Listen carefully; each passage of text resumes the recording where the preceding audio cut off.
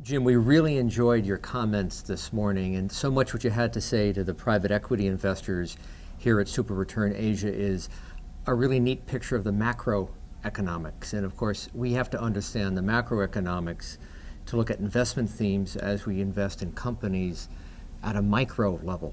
So maybe a quick observation, maybe starting with China, looking at some of the macro themes you shared, how does that play out for the private equity investors here at SuperReturn in terms of themes and maybe areas to emphasize and areas to avoid? Yep.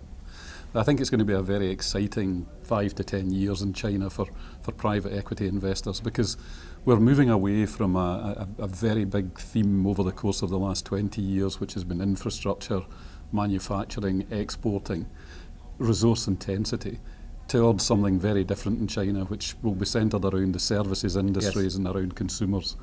So it's going to be a very different investment picture, I think, coming through over the course of the next 10 years. And Jim, maybe just to push the service theme up a bit further, what are some of the service sub-themes that look interesting? Would you include healthcare as part of that? Absolutely. Healthcare, education, communications in particular. Definitely. And there's so many elements to communications, but these are the elements that really make up the connecting the dots in China and effectively bringing the market to individuals. Great.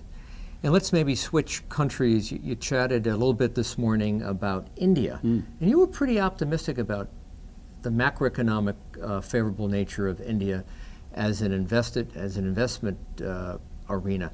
How about private equity themes that you might think of high interest to the investors with us? Yeah, of course, India is very different from China. It's a high interest rate economy. Companies there are investing in a very different environment in India. But we really are looking at the upswing in a 5 to 10 year business cycle. Where would we be looking for investments? Infrastructure, manufacturing, deep cyclicals, capital goods. Those to us would be the areas in India for real exploitation of the next 5 years. And maybe another country within the Asia-Pacific basin that's gotten renewed attention by a number of participants at SuperReturn is Japan. Again, maybe the same question, some investment themes to look into and those we might want to avoid in Japan. Yeah, I think you really want to be avoiding anything that's a growth-orientated investment in Japan. It's really just not going to grow that fast. Even if the Abenomics theme does start to produce something on the structural reform, we still think Japan's a very slow-growing economy. There's great companies in Japan. There's great ability to grow their business outside Japan. But the domestic Japanese economy, we'd be leaving that pretty much alone. Excellent. And is there another country or two you want to comment on within the Asia-Pacific basin, maybe some of the countries or areas of Southeast Asia? Yeah, well, the fast-growing country in the region is the Philippines. Yes. The country that nearly everybody has forgotten over the course of the last decade or so. But here we are with the Philippines growing between 6 and 7%. As I say, literally the fastest growing economy in Asia, if you don't believe, as we don't, the Chinese numbers.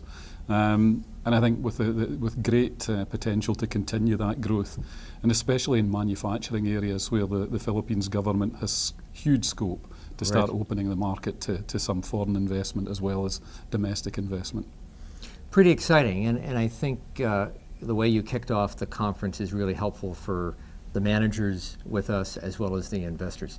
So we appreciate your time and participation in SuperReturn. Great pleasure, Ralph. Enjoy the conference. Thank you. Thanks. Thanks.